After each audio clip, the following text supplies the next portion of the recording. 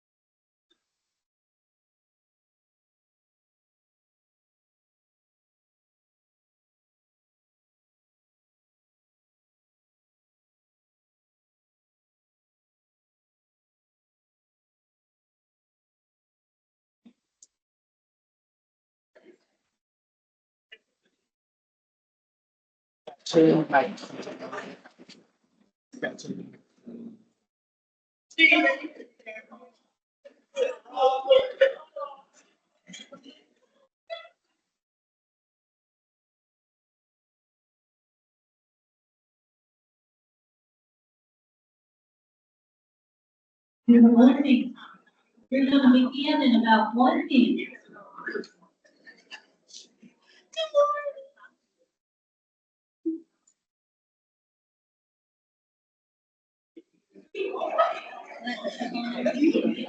It'll be on the screen now. I think this one's gonna end at about the same time. Honey, if I could do it sooner, I would. All right. Just remember that 2 hour. I think we're good if we take lunch at 11:30. Stop starting.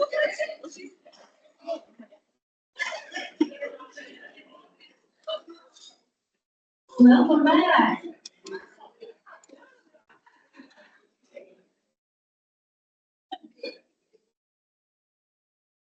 Welcome back to all of you.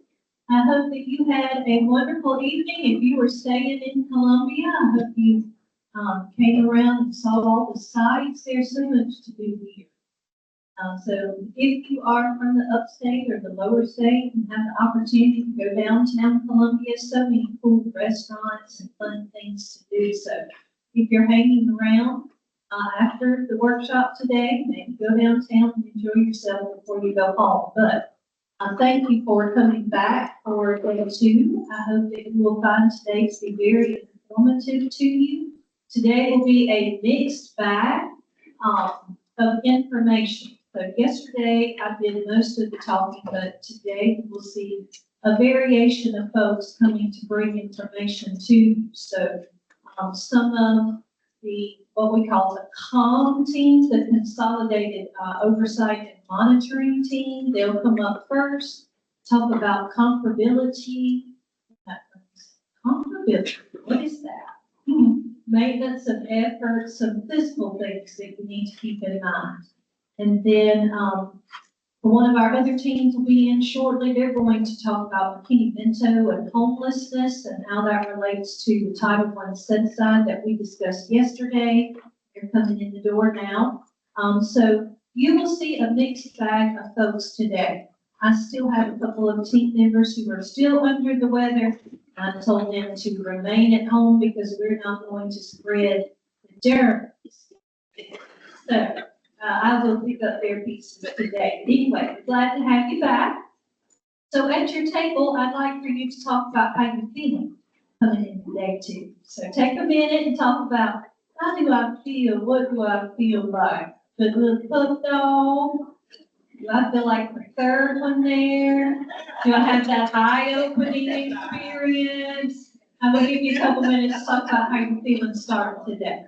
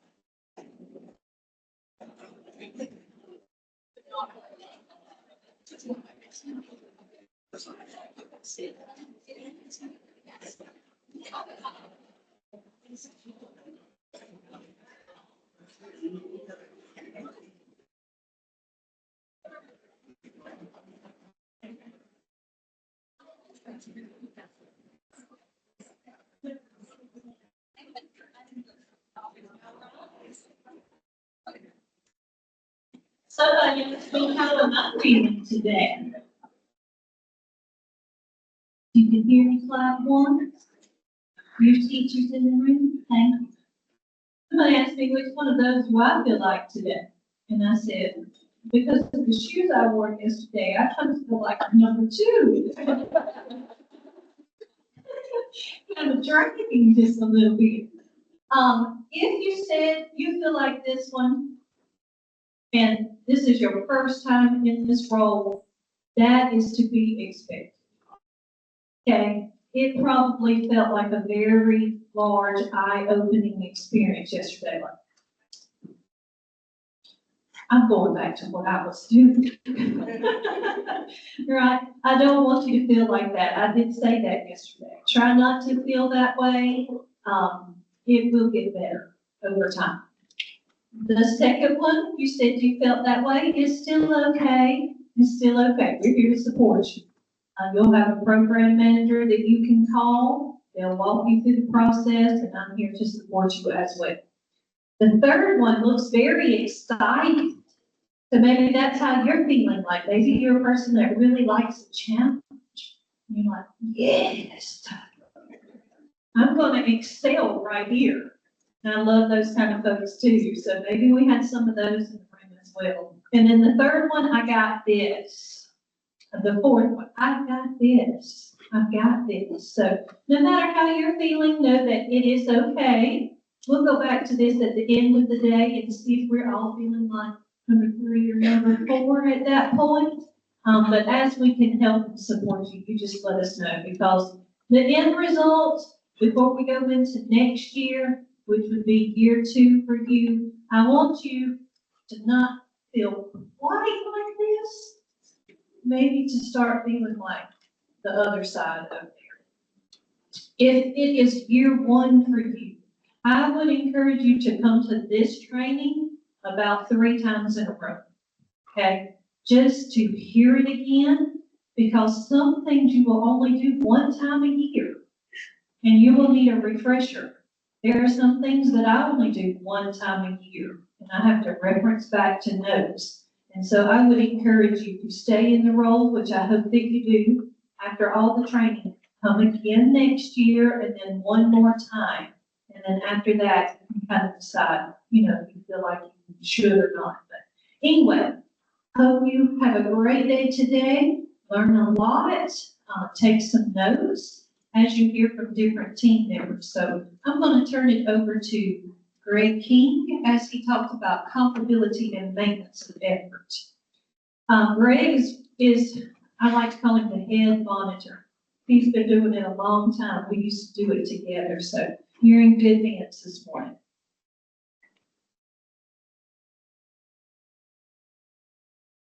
Morning. Good morning.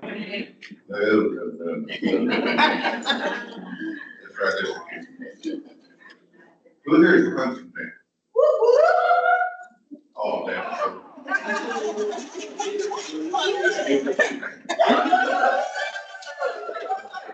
Oh, everyone stand up. USC fan. I like Clemson. Jackson. Give it to me. Give it to me. You're second. You're coming after USC. You have a chance to outdo them. All right, 1, 3. Shout your support to Clemson. 1, 2, 3. All right, now I'm in the mood for some Kentucky Fried Chicken. Extra crispy. That guy thought that, I usually speak out of fun, yes.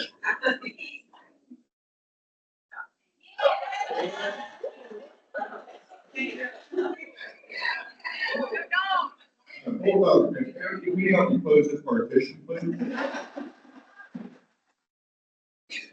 You know, I've done this for almost 10 years and I was asked to make this presentation. I'm interested. I Googled it and it came back, it ain't possible. But, and I'm not a dynamic speaker, but make it interesting. This is fiscal guidance. You can affect all of you, that's fine. Makes it real interesting, yeah. And just so you know,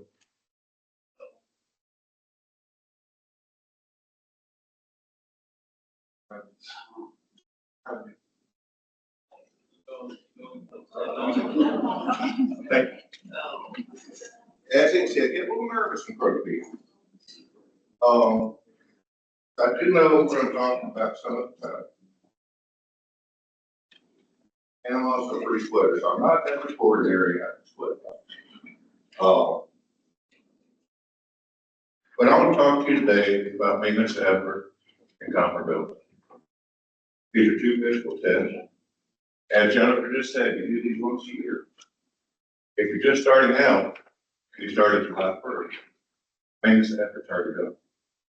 So you're gonna get close to what I talked about today. And that's normal.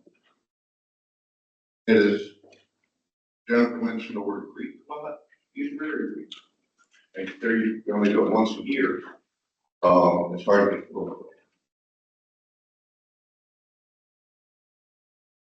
The goals of the presentation is I'm going to show you how maintenance effort, accountability, and supplement plan are how maintenance effort, supplement, accountability are based on supplement plan. Now you need a team to get this done. You might do it on your team. All right, first, I want to say thank you. Look around the room. Every district in the state has always made comparability. That's hard to do, especially during the pandemic.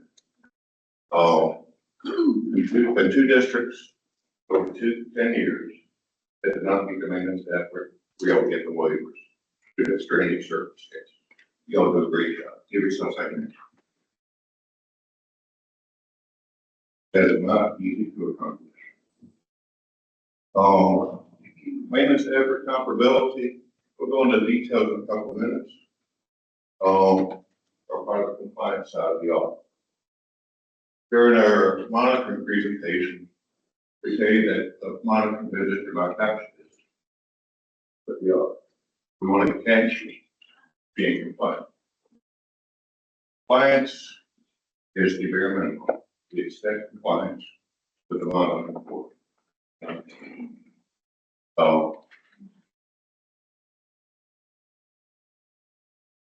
The fiscal guidance with maintenance effort comparability.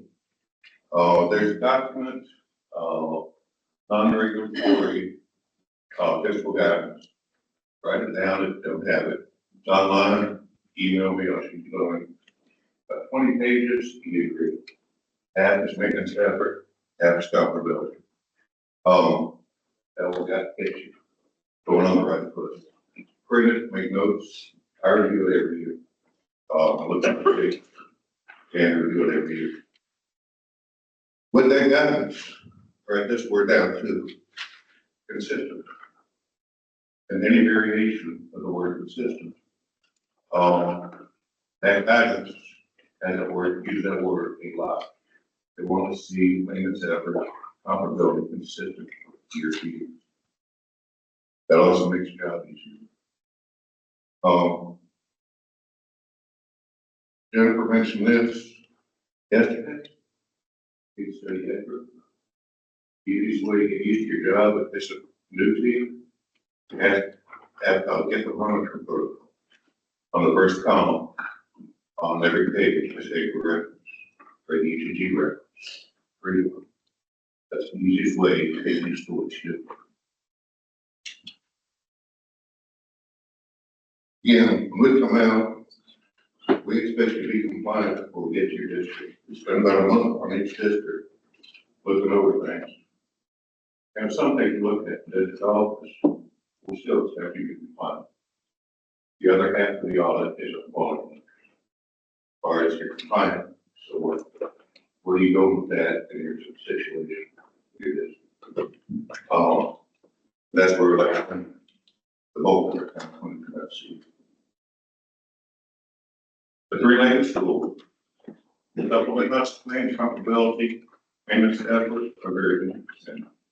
One cannot work without the other. Tell me what maintenance effort is.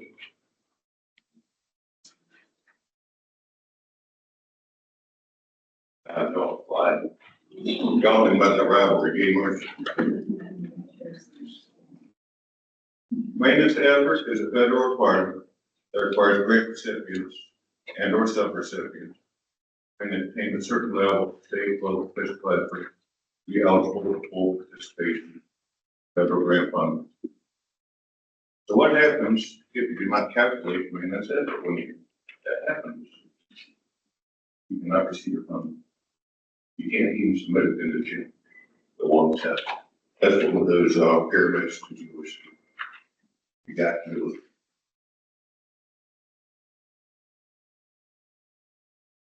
Get back, stop for a second. Jennifer also mentioned some of our responses can be harsh. That's very true. A lot of our responses are being forwarded from what we received from the OSC. That's why you remain off. It is what it is. Either fine or you're not. But we're not doing anything. That's what. Maintenance efforts to test of equity. It requires LEAs to demonstrate that you are providing students with quality education out of dollars. You have to maintain your fiscal effort from year to year. You have to be consistent.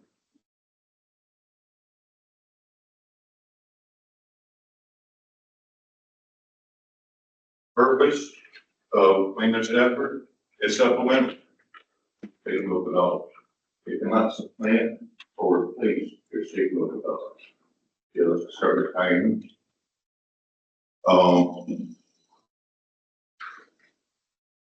You have to demonstrate that you spend your state and local dollars for the same activities as you would without that.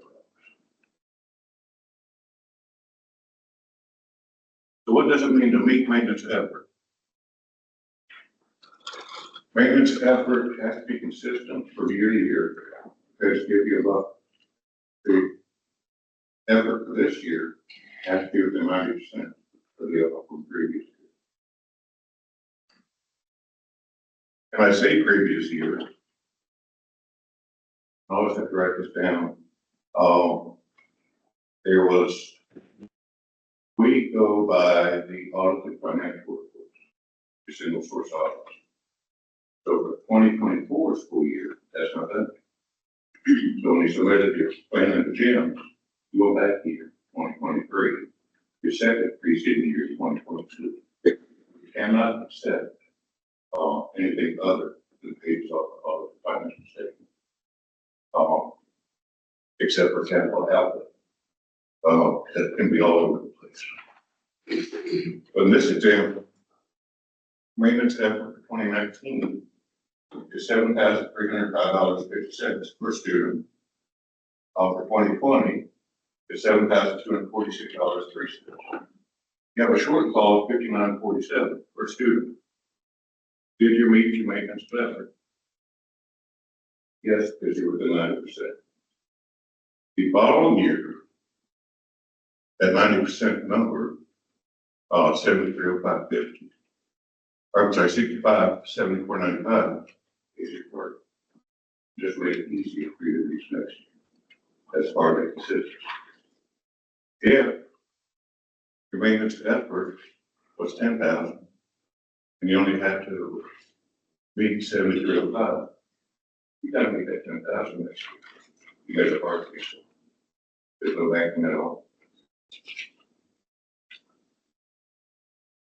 If you do not meet maintenance effort, all of your S funding can be reduced by percent of this. And you don't get a count here if you missed it. You gotta go to the number to show it.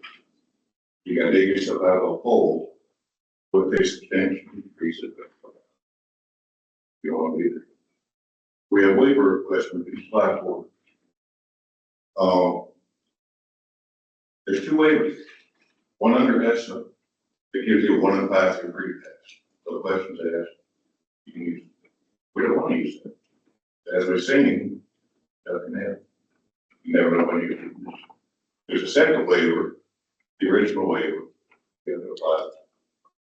COVID doesn't count. COVID's over. Actually, didn't count when it was going on.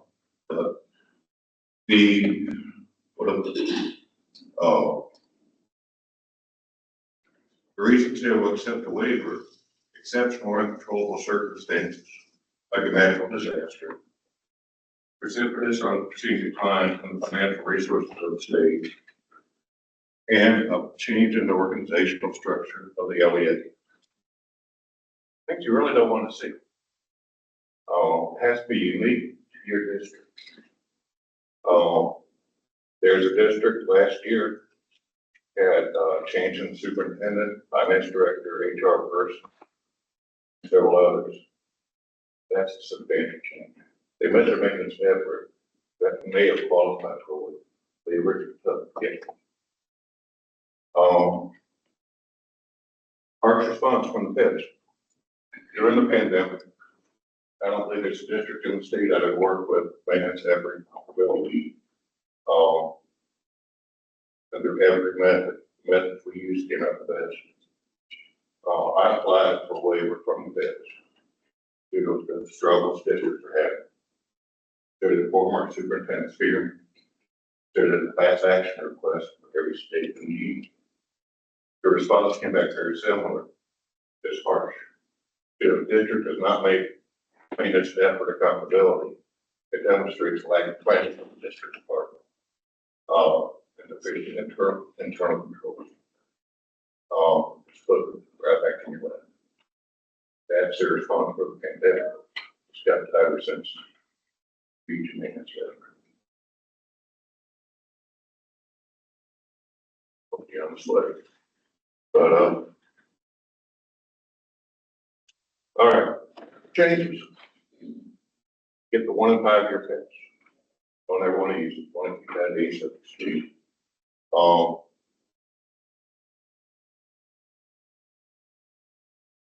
Penalties the same. That hasn't changed. Waivers. We will help you apply for that. It is an involved process, and it ultimately comes from your superintendent out and up at USCD. We will assist. We cannot grant it. That is reputable.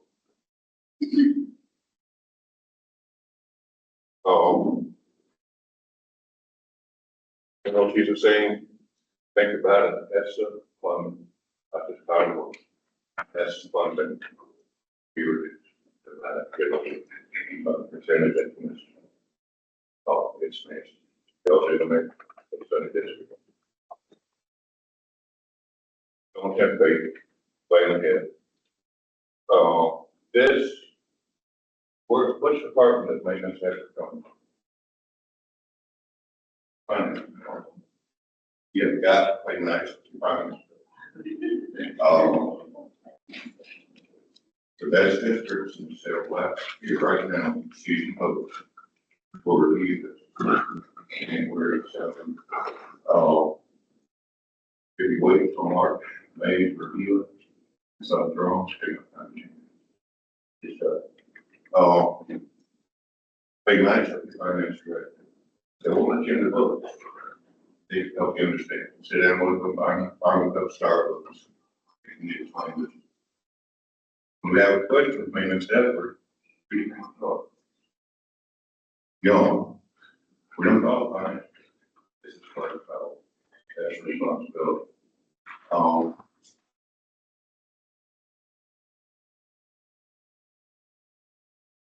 Don't reinvent the wheel. When I started this, there was 86 districts 10 years ago. There was, out of that 86, about a third of the district used custom form. Out of the custom forms, over 90% of that area. You're required to use the form on the website, same as on Gym. Okay, they're here introduced next year, there's a few areas, at 86 districts, just by standardizing, but it works. Got a web page you can look at, email me for any forms. Keep everything consistent from year to year. Large, anomalous, that's how they would do it. This is where your finance director comes in. Have them keep you informed of any large capital outlays. That's how we can. That problem with USCD too. They got a large building project. That's when for new things.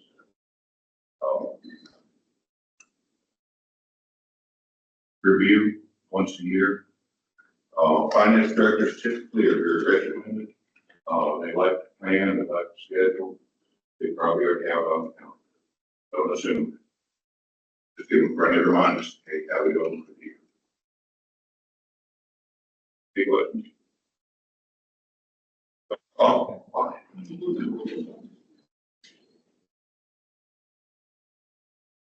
I will emphasize that point. I'm not gonna be it, it's already been brought up. If you have questions, call us. We don't have it, we don't keep score. If we go out there to monitor you, we've heard nothing, Jennifer Steve's heard nothing. Base right there, they don't want to be shocked. Oh, why did he do that? No, okay. That is the main cause.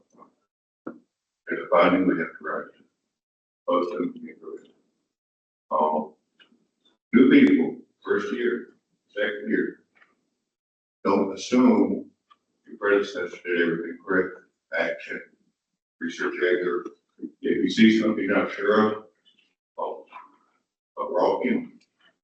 Back before ESSA, under ESSA, there's 548 law. They just got one. That doesn't count the other. That's a lot of people. Innocent, under ESSA. Calls. You cannot do this there. Comparability.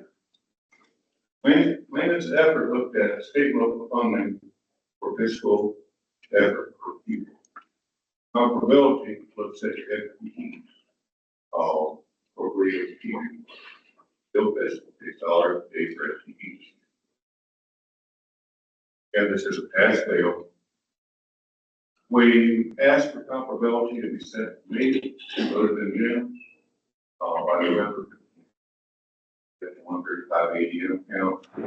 There's also time if there's issues. You have to be comparable like in curves. During the pandemic, latest I worked with 15.7. I will never give up on that is not. And if it's not correct, don't just leave it inside. The two was another November 15th for race meeting at talk board. Why do we have to use comparability? As it says we have to. If you want to receive Title I funding, you have to be comparability. There are some exceptions.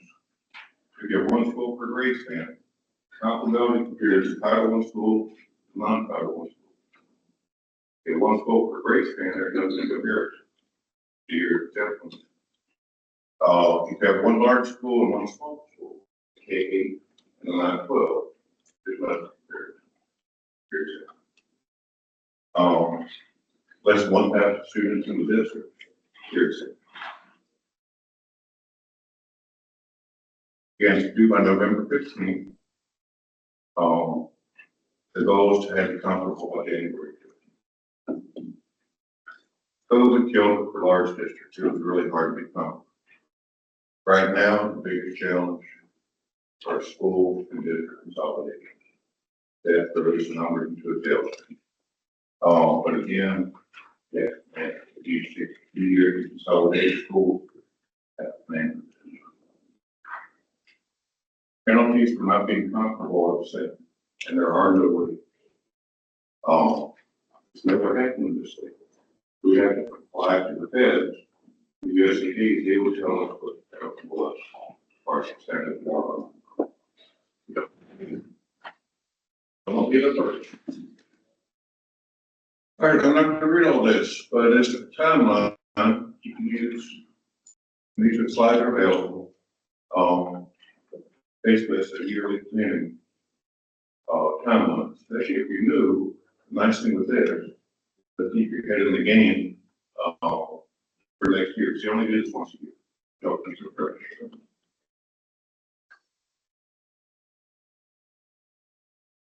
All right. If you read about it, there are 8 tests for comparability. I've been through every one of them during the pandemic. Quite a few districts. The test we use, which is based on FTEs, worked out the best. That's what we still use. We run 2 tests, FTEs, aggregate expenses, and different variations of that.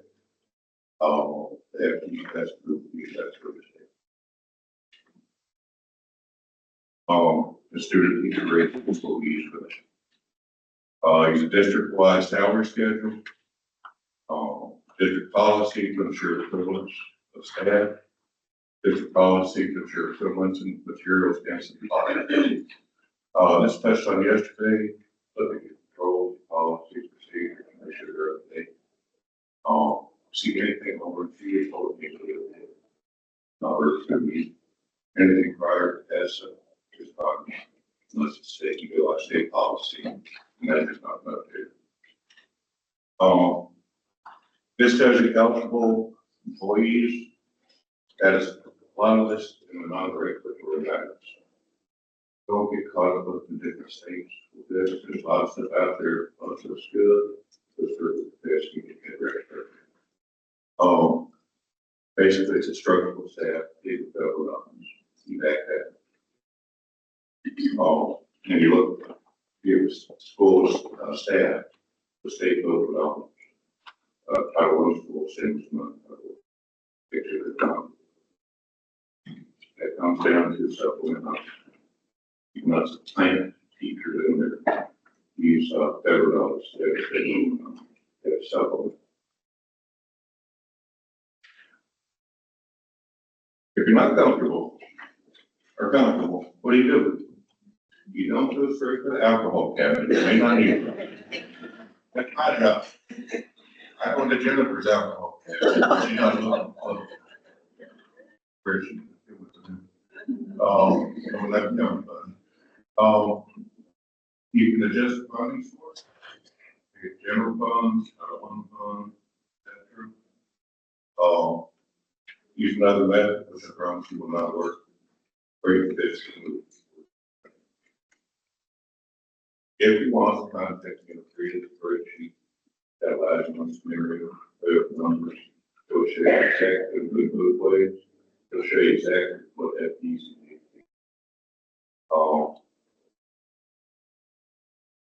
Just like maintenance effort, you can step up on this, which means if you do work this up in Excel, the very first thing you need to do is you have the route. They won't give you 100%, start getting checks. Get rid of the route. That is the most common. Here, I take a rounding out, there, yes, sir, that they're buying, it is not covered.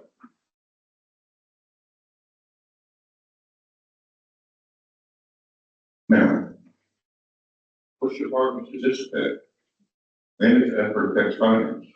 You got to play well with finance director. What about comparability? Here you can, there's 2 departments. HR and who else? Finance. finance makes the entries, but fund. Gotta play nice with two people now. They have to play nice together.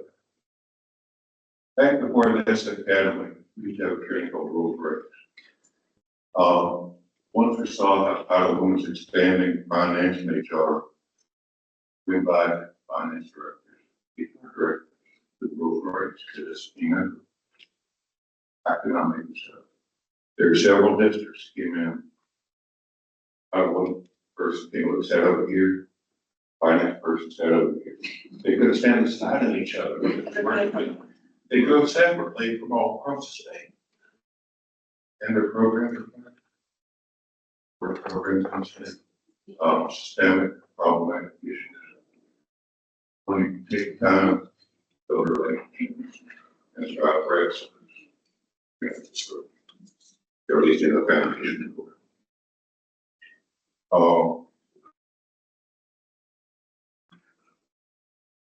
Second most common error, students, teachers must be covered on the same day. We calculate comparability, the report dates have to go in here. ADM is different than the HR reports are being set. So it's the first thing I look at. If you have trouble with comparability, send me a spreadsheet.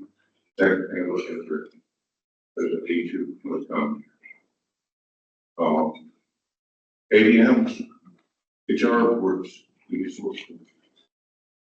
You want to print out spreadsheet work, that's fine. When you send it to us, you want to see the source documentation with all the lines, loads them. There's no way we can verify.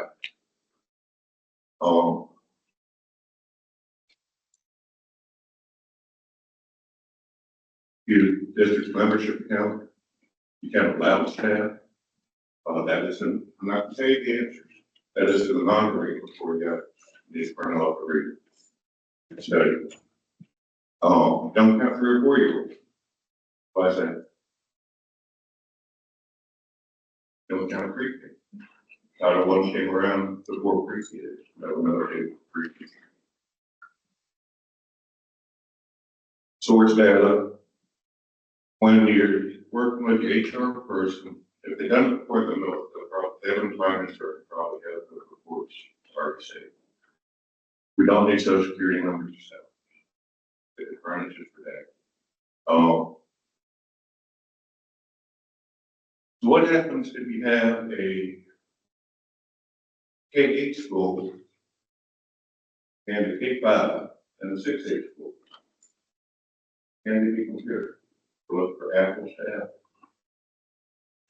She knows, yes, the answer is yes.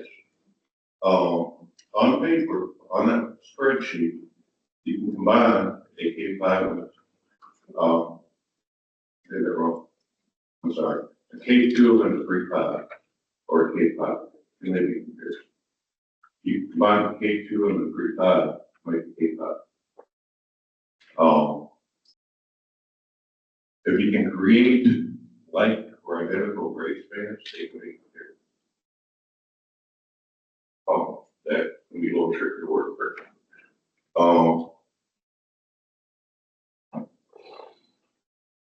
Here's a copy of the spreadsheet screenshot.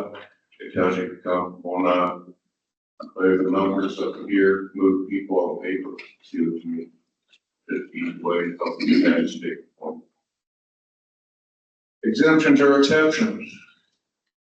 Exemptions or exceptions are on an annual basis. There are none in perpetuity for the uniform requirements. So if you get an exception from Montessori school, that's a big step. That's fine. If they're getting it, we will grant those exceptions. It usually comes from me, and I'll report it to Jennifer there. It's a human rule a lot of us. USCD does not fight.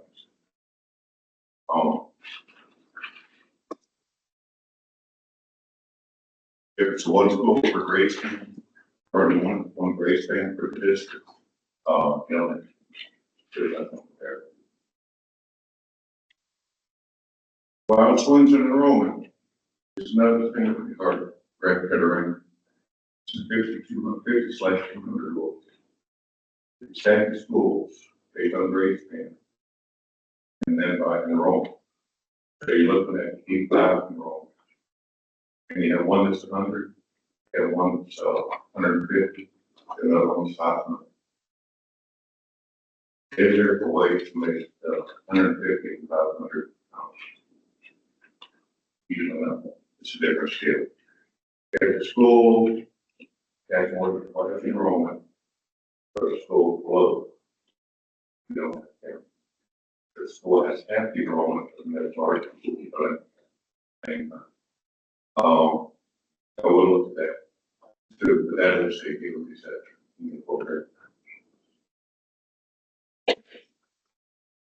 Again, the theory from the USCD, what's the main thing that I've got from the USCD? Plan.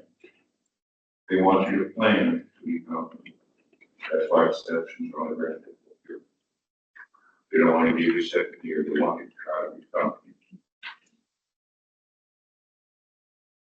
Common issues, county wrong people, source documentation not provided, and the date's not mentioned. Anyway. Thank you, appreciate it.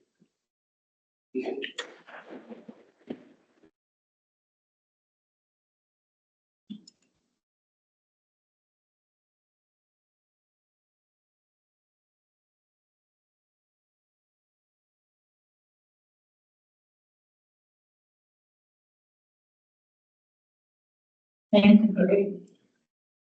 All right, I'm going to talk about a little bit of some finance information.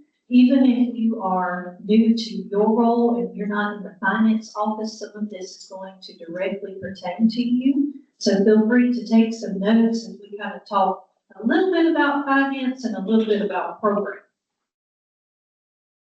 One of the things that I would like for you to keep in mind as a long-term goal coming into this position is to think about what the overall needs of the district are.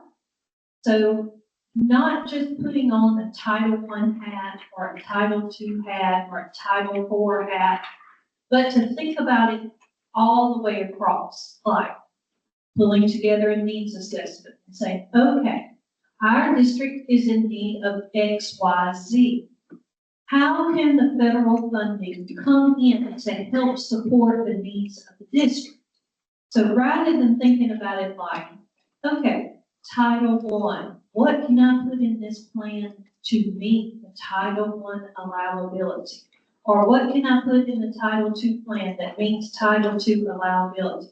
That's the wrong perspective of it. It's supposed to be, how can the grants support the need? So what can I use Title IV for to meet the need? What can I use Title II for to meet the need? And how can Title I meet the need? So I want you to long-term goal, not think about it so siloed, but to think about it, how can it support the overall needs of the district? And in that, sometimes the strategic planning comes in. What are the goals of the district? And if you write the district and strategic plan, school renewal plans and all of that, you will notice that there are goals in there. And it might even say what funding source is helping to support that goal. And that is the way you want to look at it. That's the long-term goal of it, okay? To do that, if you are not running every grant, you have to have conversations with other people who are. So let's say you're working Title I, and I'm working Title II, and Linda's working Title IV. We need to come to the table and say, okay, let's look at the district's goals. And I will talk about how the grant I'm overseeing helps to support that goal. You talk about how Title II can help support that goal. So that is where you want to head. Don't sit in the district and be like, okay, I've done Title I. Okay, have you done Title II? Come to the table as a large group and as a team to talk about how can the funding meet the needs of the district. When I say meet the needs of the district, I mean children, principals, teachers, those in the district office. Because today, as we talk about Title II, you're going to see that it is geared more towards the adults than the children. Title I is mainly for the children's sake, right? Title II is more like, what do we need to do as far as professional development? What do we need to do with the teachers that we have? We want to retain them. It's hard to retain them, especially if you are sitting, if you're a small district and you're sitting beside a large district.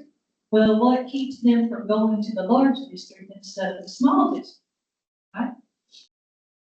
So I'm from a little town called Hodges, South Carolina. Tiny, tiny, I love it. I'm going back home when I retire. But what can Greenwood 51 do to keep all the teachers from driving to Greenville County? Right?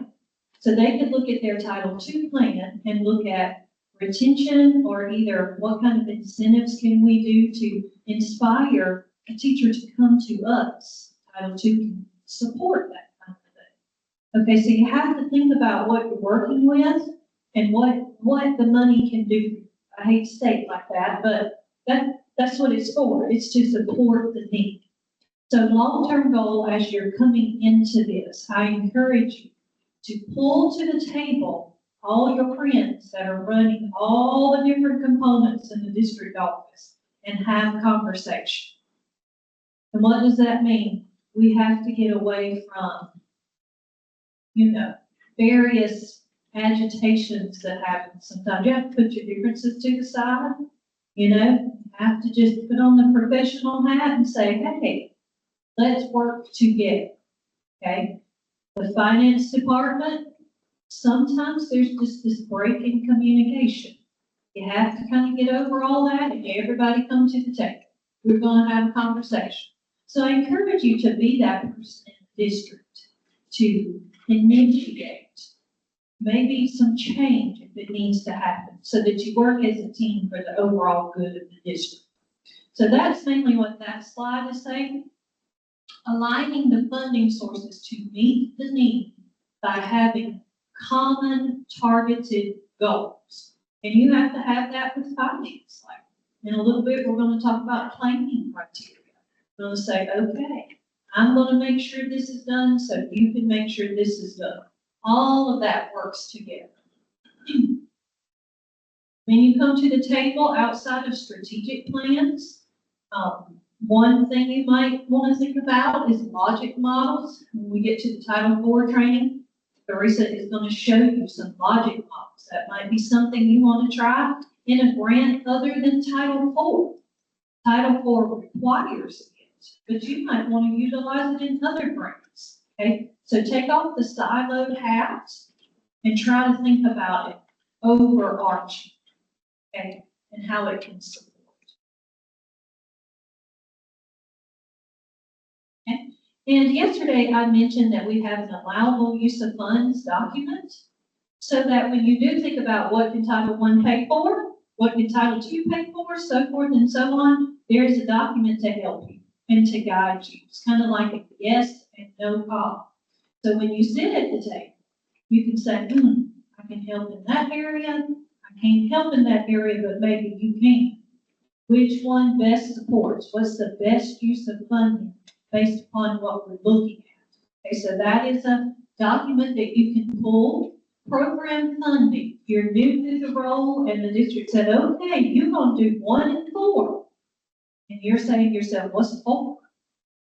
Okay, you can pull that little program funding resource, and it will explain in a very simplified manner what each of the programs is and the purpose of it and what it does to help support the district.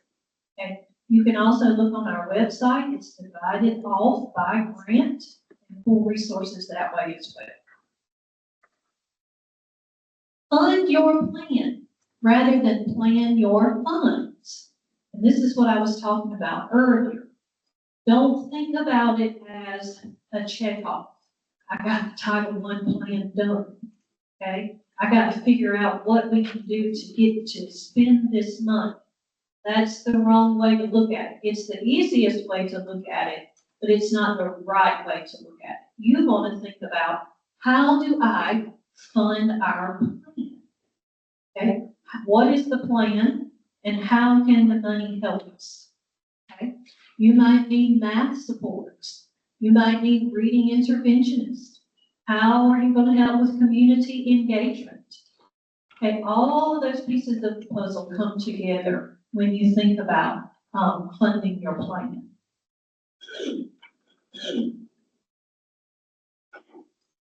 Now I'm going to shift a little bit, and I'm going to talk about the expectations for turning in plans.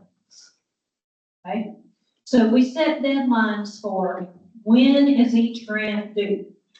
And when we send out the preliminary allocations, I go ahead and say, we send that email. Title I is due July 1st or July 3rd. It depends upon what the weekend looks like, right? Typically, you don't want to turn it in over the weekend. You want to get a Friday or a Monday or some sort. So I give the dates. When is Title II due? July 31st, so forth and so on. If you are tasked to facilitate the neglected and delinquent grant, or Title V, which we otherwise refer to as REAP, we do not put those grants into GEMS until the fall. Okay, so if you're new to the role, I want you to know that. You go into GEMS and you're looking around and you say, well, I don't even see an ND. Okay, that is because you do pre-planning, but you don't put it into the system until we give out final allocations. We give out preliminary allocations in the spring so that you can start planning or helping, if we talk about N&D, facilities plan what they're going to do with the funding. But later on, right before the SCADA conference, we try to give out final allocations. So we have to wait on the U.S. Department of Ed to send us final allocations, but we want you to be able to start planning. So pre-planning occurs with the preliminary funding. Then we give out that final and say, this is it, and this is when you're going to receive again, assurances and all that, because we're saying this is your final figure, unless we hear from the U.S. Department of Ed. Does that happen? Once in a blue moon, they'll send a revision. But typically, they kind of leave it alone. So preliminary allocation, final allocation. So you will only see in the system, if you're new right now, 25 preliminary Title I, II, and IV. Okay? And then later on, around October-ish, we will give out final allocations and we will load N&D and REAP into GEMS. Okay? So how does that work with this escalation model? There are expectations of the district to turn things in on time, just like we have expectations of us to turn things in on time. So you have to work with everybody associated in all the roles of the grant to make sure that it is submitted in a timely manner. Jennifer, does that mean that I can't get an extension? No, it does not mean that. If you feel that you need an extension and you have a reasonable justification for that, you email me or the program manager and just ask for that. Excuse me. And you will want to say, I think I can turn it in by, so that we kind of know a timeline as to when to expect. Okay? This escalation model gets into what happens when things are not submitted on time, who gets contacted, and by who. So it's in your slides. Make sure that you understand what occurs if you've not been granted an extension, because I wouldn't want you to not know that the superintendent gets notified if it gets to a certain level. I tell you that, like on the front end. Now, there are extenuating circumstances. So maybe you just came into the job and it's just not done. That's a conversation we can have, okay? I'm not out to get you. I'm here to support you, right? This gets into things just lingering on and on and on and on and on, okay? At some point, we have to do something. Because, let's talk about Title I as an example. There is an expectation of how much money has to be spent year one. And the longer it takes you to get it submitted, the less time you have to get funds expended, right? So there are factors like that that need to occur. Okay, if we give out additional funding, budget as soon as you can, so the claiming can continue to occur. And all of these things you will learn as time goes on. But as a brand new coordinator and new coordinators training, I want to make you aware of some of the expectations.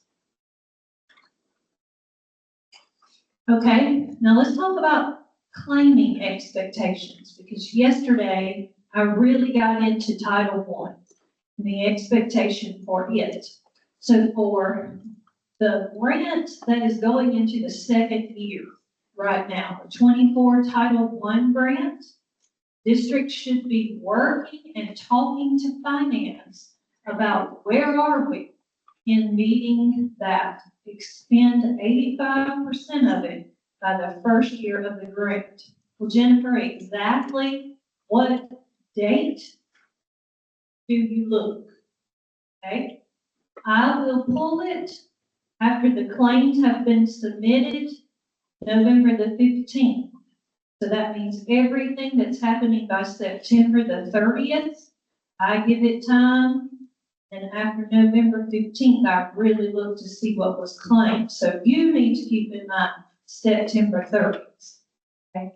Years past, it was like June the 30th, September 30th. So make sure that 85% of Title I is claimed by the time that we take a look, so that no funding has to be taken back from the district. Jennifer, can you ever have like a waiver or anything like that? You can. A district may request a waiver and be granted a waiver once every 3 years. So if you feel like you need the waiver, you would email me directly. You would say, I don't think I'm going to make it. What do I need to do next? And I will guide you into how to write a formal letter requesting a waiver. It's written to Jules Stanley, but it's emailed directly to me, and then she responds with that in the fall. You get a response back from her, but you can do that once every 3 years. So you're gonna have to keep up with if you request a waiver when you can do it next. Okay, for the other grants, I lost my sheet. For the other grants, there are expectations as well. So they're written down for you. They're there by quarter. So there are 2 ladies on my team that help me with finance. Yesterday, I explained that each of my team members has a particular assignment outside of all the things that we do the same. And I mentioned that Leslie Blows, she's tasked with doing parent-family engagement. So you will see her at like summits and things like that, because that is her assignment. Excuse me. We talked about Theresa yesterday being the ombudsman for us. She works a lot with equitable services. Sarah Wagers and Sheree Mosley help me with the finance. So if ever you have a situation where you need to talk about a GAN or gaps, you can contact Sarah or myself. Sheree is the allocation lady. She's running all the allocation spreadsheets to come up with which district is going to get what amount. So they help with finance. And Sheree also looks to see, have these claiming expectations been met? So at the end of each quarter, she has that criteria, and she goes into gaps and she pulls a report and she looks to see, okay, did Greenville County meet the claiming criteria for quarter 2 or whatever it is? And if they did not, she's gonna send an email to the Title II coordinator. And she's gonna say, the district failed to meet the claiming criteria. Now, you can respond to that and say why that's the case. You want to be proactive, I would encourage you to stay on top of that and email her before she emails you, okay? Because I'm copied on all of that too. Tell her ahead of time. You're not going to see as much claiming happening in Q2 because of X, Y, Z. And if you explain it and it looks reasonable between she and I, then she won't email you, okay? So sometimes you might be running summer programs, and there'll be much larger claiming going on in one quarter than another. There are reasons for it at times, so just keep her abreast of that. As you see here, Q1, ... There's no expectation for claiming right there. Anybody have any idea why that is the case? The vets are like, Because you have to wait for the money to actually come down and the plans to be approved, which happens around October. okay, so learning, understand that we don't load money into gaps until we give out final allocations in the fall. So what you see in GEMS for Title I, II, and IV, you're not going to see in gaps yet. We wait till we do the final figure, right? There is no need in all that back and forth.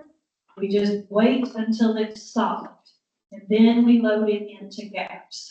So believe it or not, I still get questions from people who've done it for years. They'll get to looking in gaps, and they'll say, where's the money? And I'll say, we don't load until the fall when we give out the final figure. So I'm not going to give you an expectation when the money is not in gaps, okay? Because this is claiming criteria.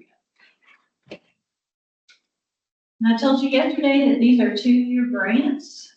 So you will see it kind of begin to increase as you get towards the end of the second year of the grant.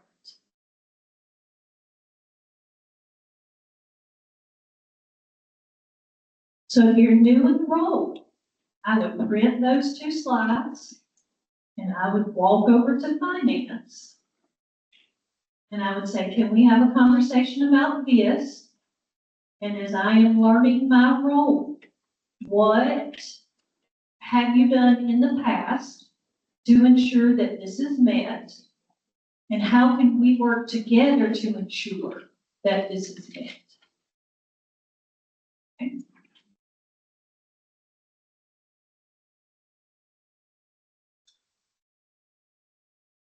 Yesterday, I mentioned risk assessment. If the district is not making claims in a timely manner, that is a red flag. Because what does it look like? It makes us question, like, is the money needed? You're not claiming it. Okay? So can it affect the risk assessment? It may. If it is looking like it's just sitting, well, that needs to be addressed, right? So if Sheree does not have justifications for why it's not being claimed, then yes, we may have that conversation when it comes to risk assessment time. What's going on? Why are we not claiming funding? Might be that you need technical assistance. Maybe you programmatically need assistance from our office to make sure these things are going on, so we can have all those conversations. So know the expectation on your part and finance's part, so that you can have those conversations as a new person coming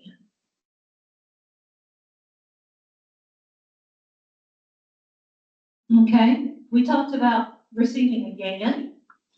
You will receive a GAN when we give out final allocations. And I've scripted out some of the things that you will see on that GAN. And if you read these slides, you'll say, oh, finance needs to know that. Now, if they've been in the role a while, they probably already know, but as a new person, I would take the slide in there. I would say I went to new coordinator training and I noticed these things. Want to make sure we're on the same page. All of this is scripted out on that legal binding document called a grant award notification that superintendent signs to say, yes, I'm okay with all the rules and regulations and expectations of us as a district as we receive this fund.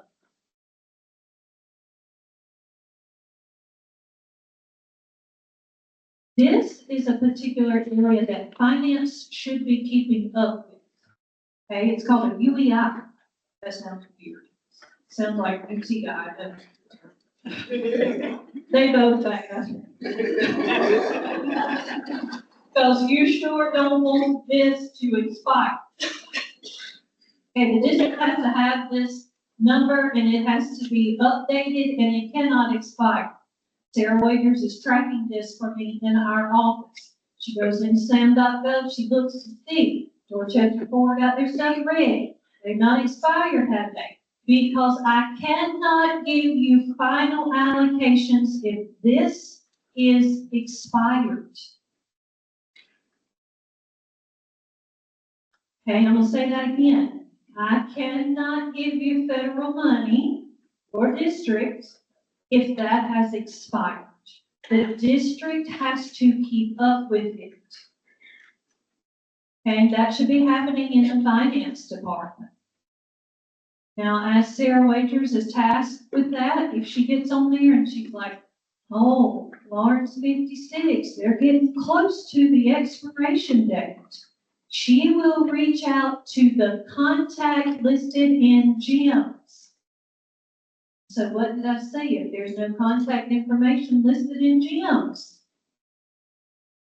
have the contact information in GEMS so that as she looks, she can contact and say, hey, I noticed this is expiring very soon. Have you submitted XYZ? Is the district good to go? Because we're getting close to giving out final money. Okay.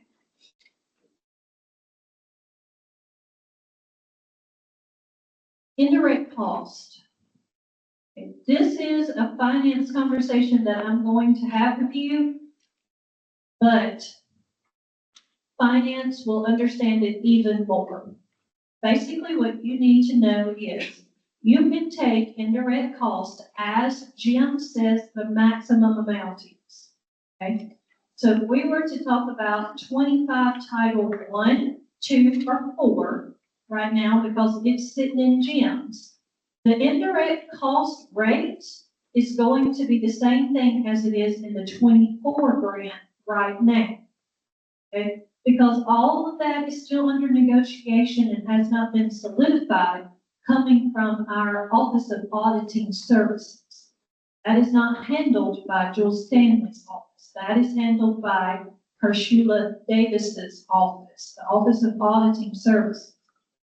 So they will negotiate all the indirect cost rates and they will put a document online on the State Department's website.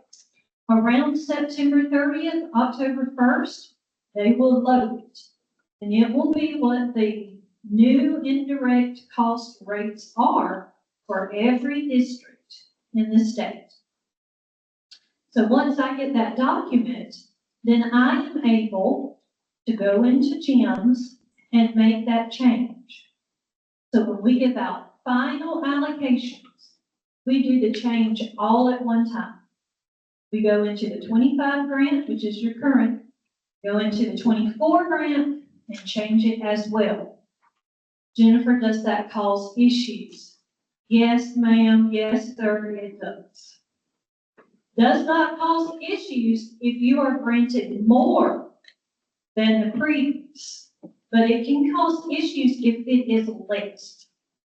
Okay?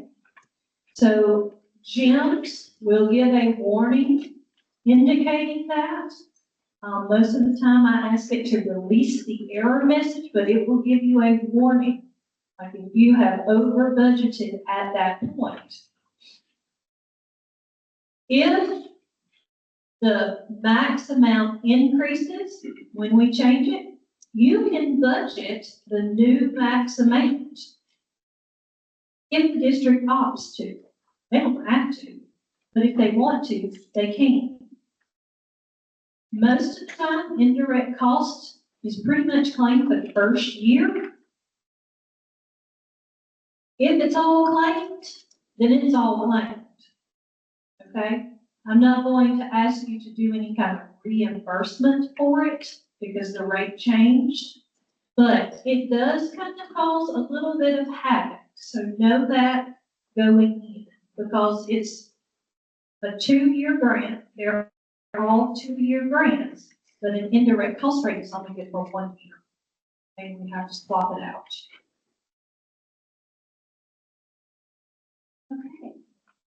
I'm going to give you a 5-minute break to run to the restroom, and then when we come back, I'm going to introduce McKinney-Vento folks and let them talk to you a little bit about that grant and the homeless set aside. So be back in about 5 minutes.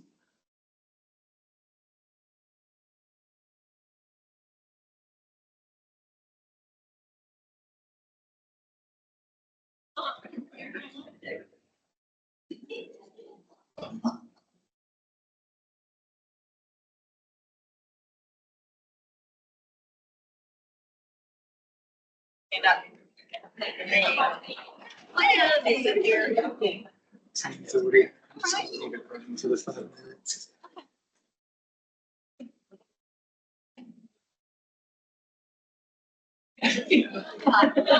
Yeah, we don't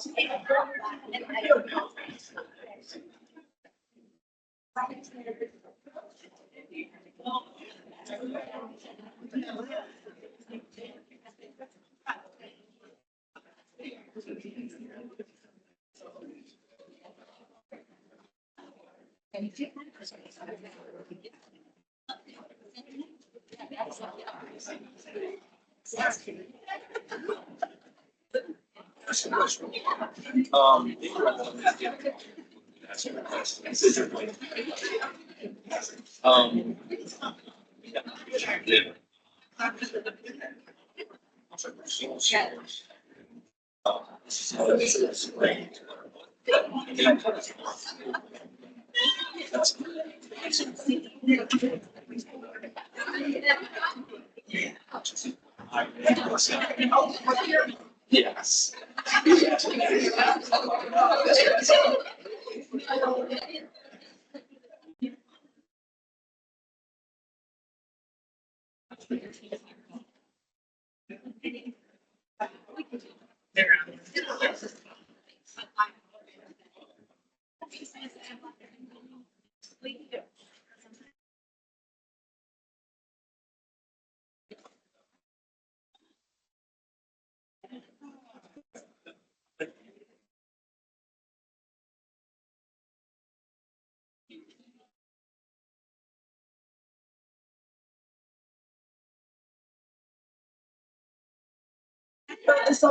Sure, yeah. It's not mine. I don't know if we-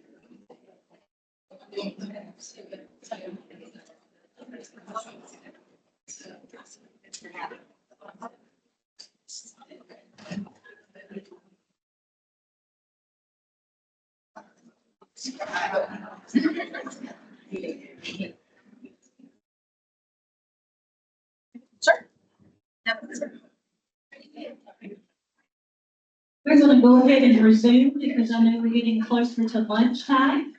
I'm gonna turn it over to these two ladies. Good morning. I don't like standing between, presentation and lunch, but anyway, we're gonna make this, as painless as possible. But, good morning, I'm Burley Wright. I'm Women Community State Coordinator with the Department of Education. And, yeah,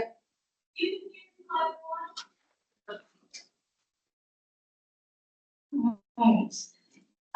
Burley Wright, with the, Department of Education, McKinney-Vento State Coordinator.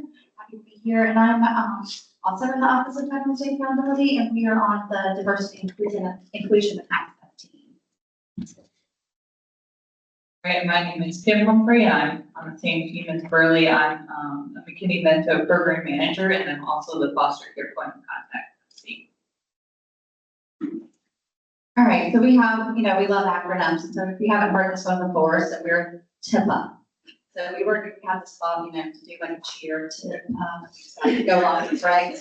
But we won't make you do that. But we did just briefly talk about that. But the Title I Part A homeless set aside. So TIPA, if you're TIPA, that's what we're talking about. That's why we're here today. So, so just a couple things that we want to get through in our time with you all today. We just understand how to use the LEA, McKinney-Vento Homeless Set Aside, to explore new ideas for spending your set aside to best meet the needs of your students that are experiencing homelessness. And then I will say the FAQs is going to be one of those TBD documents that we didn't get as much as far with that document as we wanted prior to this time. But just know that we continue to work at the state level to provide that statewide collaboration so we can answer all of your questions. So here's the authorization of the homeless set aside as it states in the federal law. I'm going to give y'all a minute to just look at this. I'm not going to read it to you.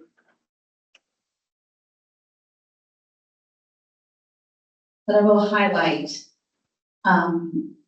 after Part C is to provide services comparable to those provided to children in schools funded under this part to serve homeless children and youth with educationally related support services to children in shelters or other locations. As you all may or may not know, other locations can be hotel, motels, doubled up, trailers, substandard housing, and it runs the gamut. This is some of our friendly liaisons in this space, so it's great to see you all here. So here's some reminders about your homeless set aside when you are thinking about your plan. First of all, raise your hand if you know who your district McKinney-Vento liaison is. Great. If you don't, my charge and challenge to you is to go meet them. Okay. It is a requirement under the law, and it is best practice in this collaboration and is working to help improve our student outcomes. So if you don't know he or she, please go and meet them. So an LEA should not reserve the same amount of Title I Part A funds for over multiple years when the student count increased or decreased significantly the previous year. So no, you should be evaluating this. You should be evaluating this with your McKinney-Vento liaisons in the district. Should not be a siloed project. And no parking money. We can't do that. and it also had, had the same claiming expectations. And a big note here, cannot include foster care transportation. But that's a clear, that was removed, I don't want to get too far in the weeds, but that was removed from the federal law, back in, 2015 and was put into practice in 2016. So we cannot transport our foster care students with our Title I phrase. That was a finding we did get from the U.S. Department of Medical Monitors. So sufficiency is key. So what is sufficiency? It has to be, you have to have enough set aside to serve your students. And the best way to know that is to get to know what your students need. If you're not the McKinney-Vento liaison, again, that conversation, like what do they need? We're going to look at other funding sources.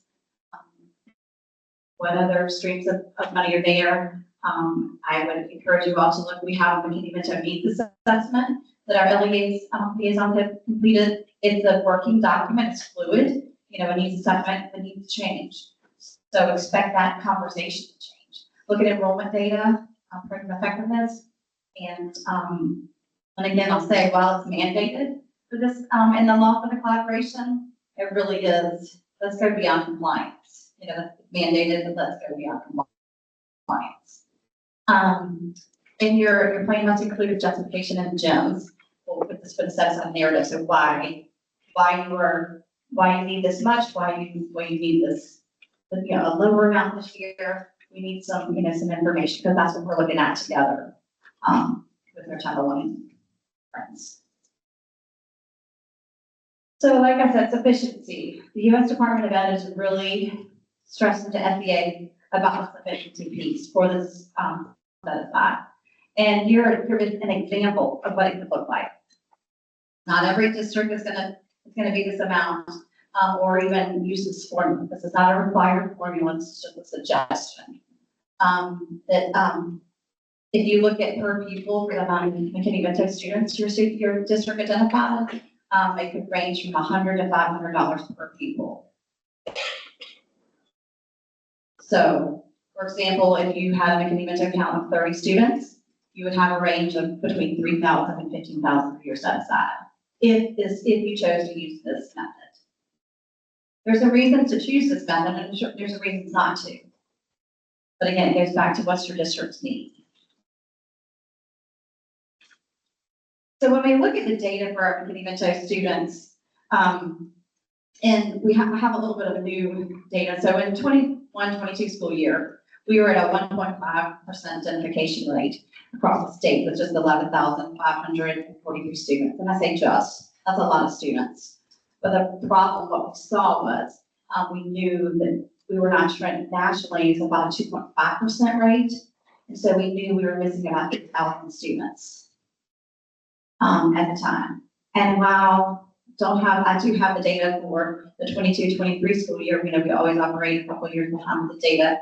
Our numbers have increased, and that's a good thing. And why is it a good thing? It's because our children are getting served, and we can have funding to them once they're identified. If they're not identified, we can't tie any funding to them. And so for the 22-23 school year, we are across the state, we identified over 13,000 students. So we're getting there. Another point that you want to review with your McKinney-Vento liaison would be to look at the chronic absenteeism rate and your graduation rates. Our McKinney-Vento students have the highest rate of absenteeism in South Carolina.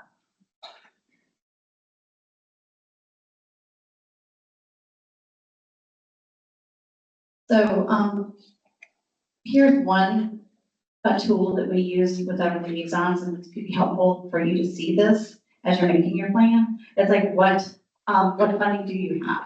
So obviously required under federal law, the TIP is set aside. But also your district might have our EHCY, which is our Education for Homeless Children and Youth Grant. So that might affect what your Title I set aside request might be. Right now we have several districts that have our ARC1 and our ARC2, which is American Rescue Plans dollars that will be expiring the end of September 2024. So that could, if you had a lot of money from R1 and R2, you're like, wow, I'm doing a lot of services, that might be a reason why you need to increase your Title I set aside. Again, this is a conversation that you have in the district with your liaison and other people. So we also talked a lot with the needs assessment about capacity, because that's very important. What is the FTE percent for your mental liaison in your district? Again, this is like, I'm gonna sound like a speak a dead horse, but like talk to your liaison, they have all this information and they know exactly what the program needs are.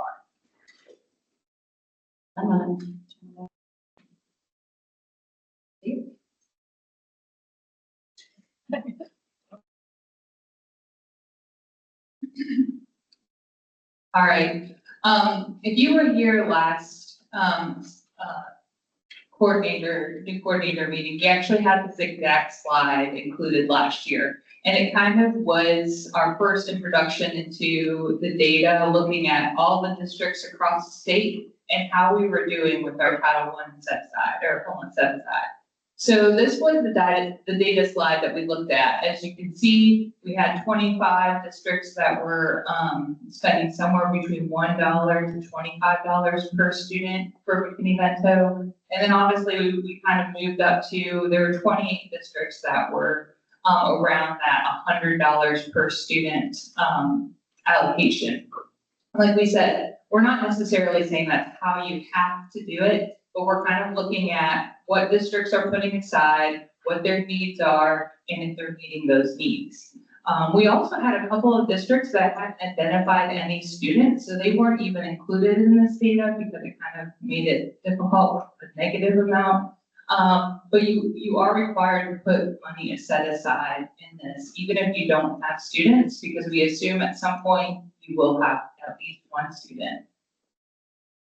This is the new data coming out that we saw for the past year. And we know that this is a gradual step as we all learn and do better in this area. We did see though some growth in just 1 year. So there are some things to celebrate. First is that we moved from 40 districts to being less than 100 or 100 per pupil. And it was 44 last year. So 4 more districts have kind of moved and increased their spending per pupil. We also had districts that hadn't identified any McKinney-Vento, and actually in that last year, we didn't have that. And so again, we're seeing increased identification, which is all very important. 13 districts were above $300 per student. So we're seeing more districts put more funds per student. And then we had a couple that actually went above and beyond and were almost $2,000 per student. In fact, one of the districts, they kind of looked at their art budget and they realized we want to keep doing these projects. And so proactively put that in their plan because they're like, no, we're going to lose that art funding, kind of make that choice. And so we know that as you guys lose your art funding, we had 62 districts that had that. We know this is an opportunity to kind of continue those programs that you provide for your students. So the first question is, how are you spending the funds? What we see a lot is the supplies, and then some services, support staff. Supplies are wonderful, and we really know that our students need them, but we want to make sure that we're meeting the needs of our students, and maybe supplies isn't the only thing they need.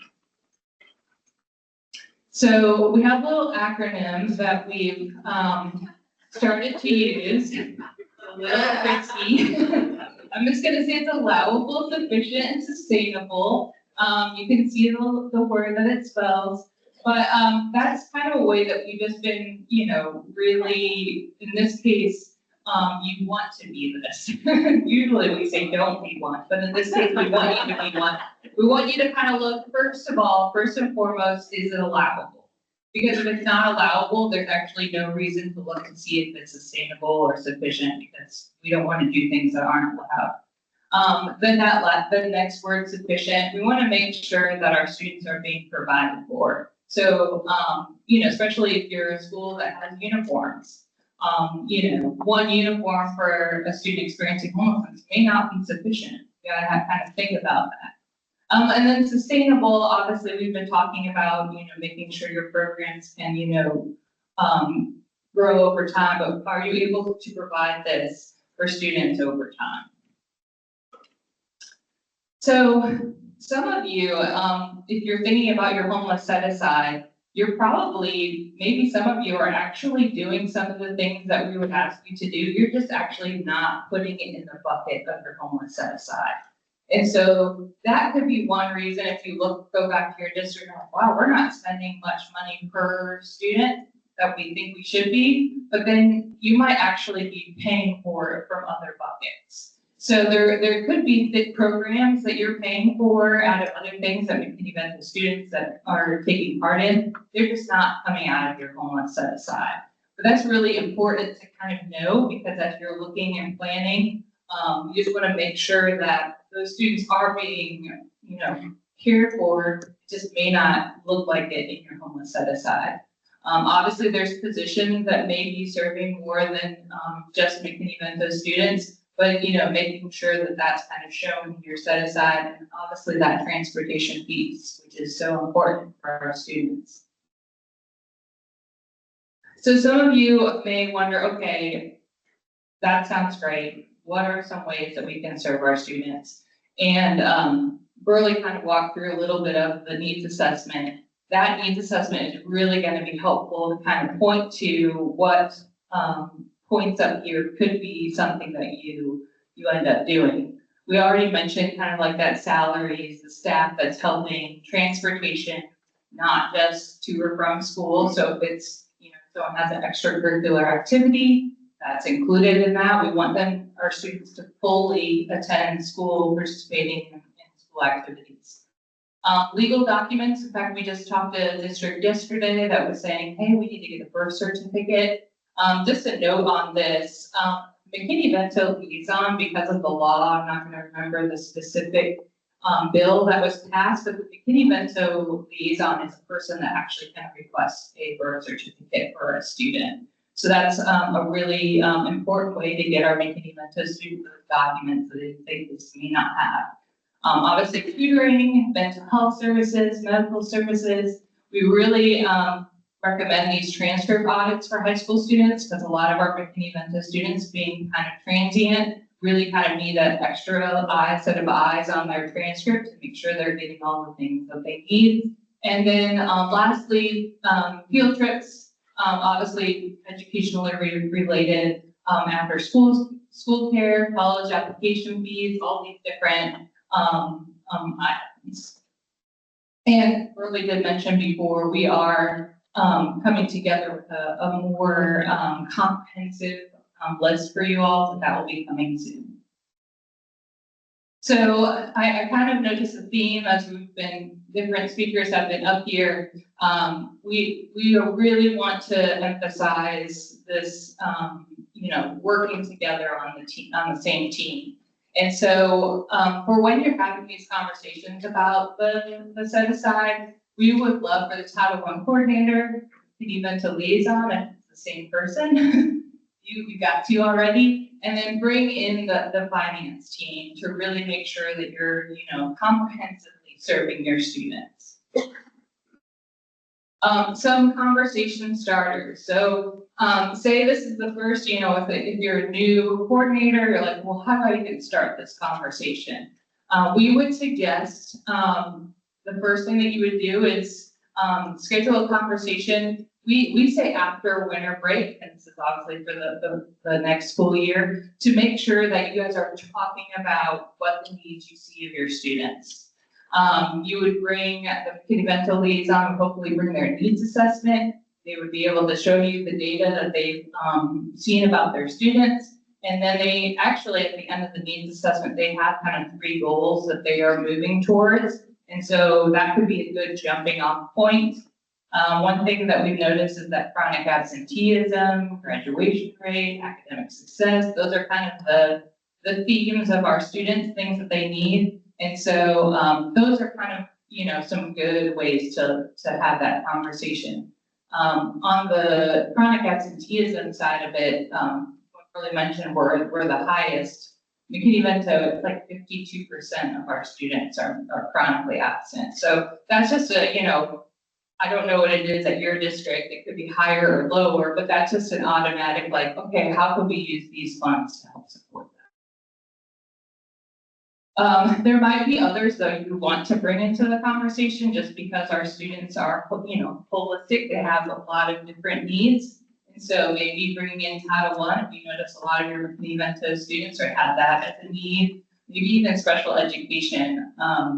We right now are working with Family Connections. So there's a lot of different ways that, we can really collaborate. So if you're ever like, don't know what to do with this, feel free to contact Earlier your McKinney-Vento liaison has one of us as their contacts. And we can really just kind of sit down and talk about the different options, but there's a lot of ways that our students can be served. And that comes to the end. If there is any specific questions you have, we're happy to help. But like I said, this document of allowable expenditures and allowable will be coming soon.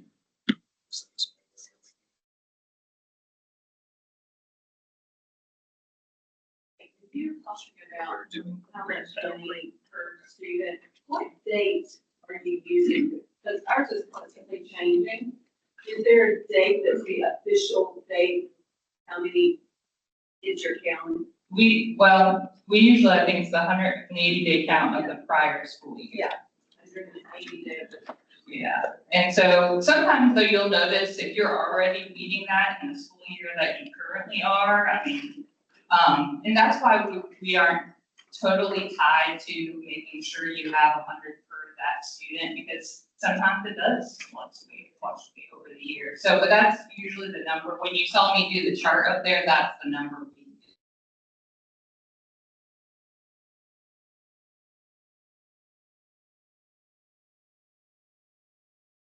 You have a slide with that.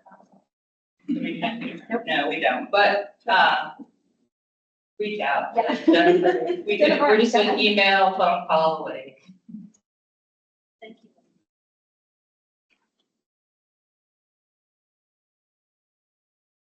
Thank you, ladies.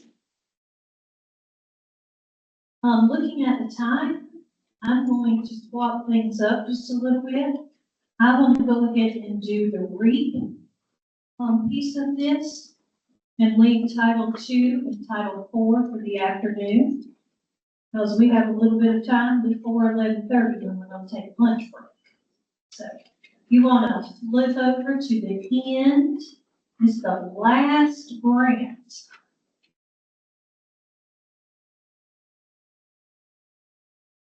Gonna squeeze that tiny grant in before you go have a Coca-Cola. Title V REAP.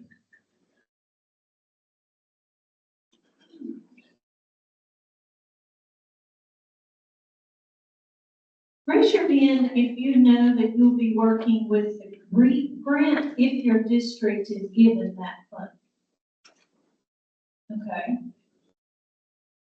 If that's not you, please just give me 20 minutes and you can go to lunch. I would encourage you to sit through it because sometimes this funding will vary. You might not have gotten it last year, but you might get it this year. Okay, so I'd rather you be knowledgeable about the grant in case it does pop up for your district, and we're going to talk about how it's determined.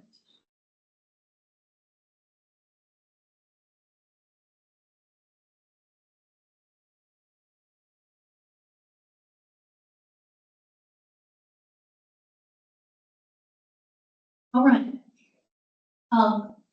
An overview of it. I'm going to read the first little part, and then I'll talk a little bit. The purpose of Title V, we call it REAP, but you may, it's synonymous with each other, is to address the unique needs of rural school districts that frequently lack the personnel and resources needed to compete effectively for federal competitive grants, and who receive formula grant allocations in too small amounts to be effective in meeting their intended purposes. It is a non-competitive grant, and we do give it out from the State Department. So you may say, okay, well, how is that determined? The U.S. Department of Ed, they all have groups that run particular grants. So there's the Title I group with the U.S. Department of Ed, Title II, Title IV, REAP, N&D. It's a different set of people, just like it is for us in our office. So they actually reach out to districts, they ask for information, and they reach out to us. And when they reach out to us, they ask us to send information on allocations for Title II and Title IV. And so that is what they mean by what I just read. They're reaching out to two different groups for information, and then they determine who will be receiving the funding. It comes out in two different programs. One's called RLIS, and the other one is called SRSA. The state of South Carolina is an RLIS program state, the Rural and Low Income Schools Program. And how is eligibility determined? Really, it is by locale code mainly, and so this gives you information on how they determine that. By locale code, and also to be considered low income, 20% or more of the children ages 5 to 17 served by the LEA must be from families with incomes below the poverty line based on the state data. These are the recipients of the 24 REAP grant. So these are the districts that received it, and the funding is current. That grant is open in GEMS.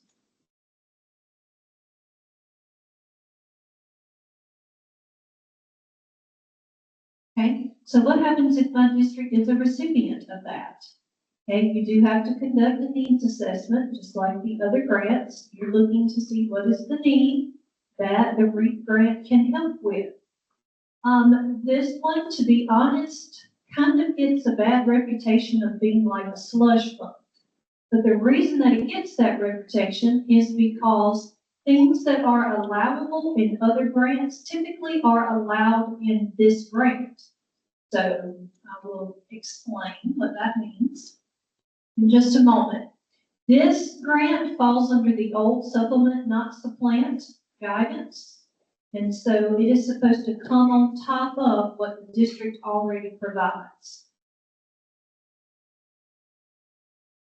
What I mean by it looking similar to allowability in the other grants is activities that are authorized under Title I, II, III, or IV, or parent involvement activities would be deemed as allowable within the REAP grant. So that is very different than any other grant that we operate with. So keep that in mind. Anything that would be deemed allowed, so if you're looking at the allowable use of funds guidance, anything in Title I, II, III, or IV, you could use the REAP funding for.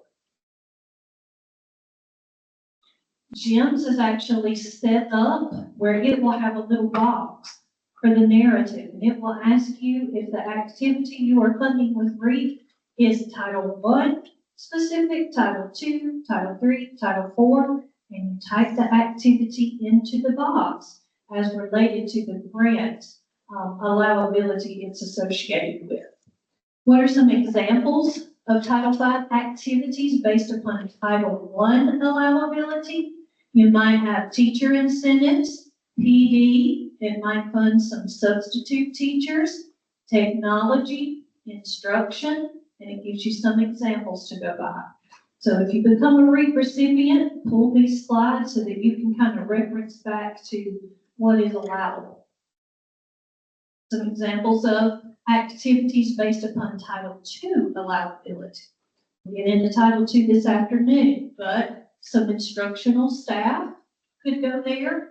Could be contracted services, supplies and materials, maybe as related to professional development, PD travel, things of that nature. REAP can support that as well. Okay, Title III. You're looking to improve the instruction of multilingual learners or immigrant students. So Title III allowability can be supported by Title V. Okay, Title IV, we're going to get into this afternoon, but anything in the 3 buckets that Title IV supports can also be supported by REAP. Okay, now I have put some very specific resources in the slides for REAP that I find to be good reads. And so if you are even a veteran and you've been working with REAP for a while, I would encourage you to use the resource documents that I have linked here. Okay, and then this gets into how the allocation process occurs, and I described that earlier. Transferring funds. You can transfer funds into REAP, and this tells you what you can do. You can transfer funds from the following programs, Title II or IV, into REAP. You can transfer into any of the following programs, Title I, Part A, Title I, Part C, D, Title II, Title III, Title IV.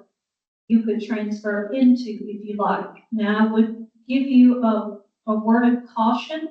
When you transfer any money into Title I, I'll take a moment to talk about transferability. If you want to transfer anything into Title I, you have to keep in mind that 15% carryover, that 85% has to be expended the first year of the grant. So we in our office also have to keep up with, here's the total that you had in Title I, now you've transferred funding of this amount. We add the two together, and then we figure out the 15% carryover. Okay, so anything going into Title I, you have to keep that caveat in mind that 85% of everything associated with Title I has to be expended that first year. How does transferring occur? We don't move the money. We do not physically move money. It will stay in the grant that it came in within GEMS and GAPS. So how does that work, Jennifer? We have a transfer document that the district would fill out. Basically, all it's saying is, I want this amount of the funding to take on, say, the Title II Act. It's just going to take on the allowability of a grant that you're transferring into. So I wouldn't be looking at it any other way than the grant that you're transferring that funding to. So we don't move money around in gaps, one grant to another. You keep up with it on your side, and you think of it in terms of allowability when you transfer. So how does that work? You would send a transfer form directly to the program manager you're associated with, letting them know that as they're reviewing GEMS, I want to transfer some money. This is the amount of money from this grant to this grant. The program manager will look at the form, they'll pull up GEMS, they'll look to make sure the amounts look correct based on what is in GEMS. They'll determine if they feel like that is good, best use of funds. And if they do, then they forward the document to me. And I electronically sign, and I send it back to the program manager, and it comes back to the district. If it has been approved by me and it goes back to the district, then that program manager will ask the district to upload it into the related documents section of the grant that you're working on and wanting transfer to be coming from. So you go into that GEMS link, related document, and you upload what I have signed. Why do we do that, Jennifer? I mean, you're the one that signed it, you should know. How you gonna remember? And I'm not gonna remember to tell Greg that you did it. Okay, so when he comes in the field, it would be in Jim's. So he could pull Jim's up himself, go into the related document and see the transfer that has been approved, that has happened. So as he looks at expenditures or whatever conversation he wants to have, it's loaded there. So that's how transferability works. We have a document for that. If you're interested, it's on the website, or you can email your program manager directly, and they can attach it to the email. And there is a slide explaining all that I just explained. Okay, these are things to keep in mind if you're considering transferring.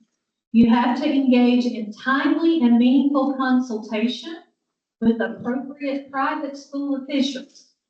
They have to be part of the conversation about transferring funding too. That one sometimes is overlooked. So make sure you understand, whatever you're doing, if you have private schools, they have to understand what the district is planning to do and be given an opportunity to speak as well. You have to determine the program for which the funds are to be transferred out of and into, determine the amount and federal fiscal year of funds to be transferred. I have seen it where just pieces of the funding is transferred, not the whole batch. Depends upon the. Okay, look, notice number 5. Notify the SEA, that's the State Department. That would be your program manager and then myself. Of each transfer at least 30 days ahead of time. That gives them time to process amidst all their other duties, okay? Submit not later than 30 days after the date of such transfer, a copy of the LEA's modified plans affected by it. So if you choose you're going to transfer something later and the project has already been approved, then you've got a little bit of time frame there as to the expectation for transfer. And there's a resource link that explains that from the U.S. Department of Ed. That was quick. I tried. So I get you somewhere for a sweet tea. But if you are a recipient of REAP and you want to have further conversations, please see me, reach out to a program manager, happy to walk you through the REAP process. It is a much smaller grant than some of the others, but it can really support any kind of funding can really support you in your endeavors for the district. And that's the end. But there's our contact information. Let's talk about lunch. 11:22. Let's try to come back by about 10 minutes till 1. And we will jump back into it at 1 o'clock. And from 1 to 4,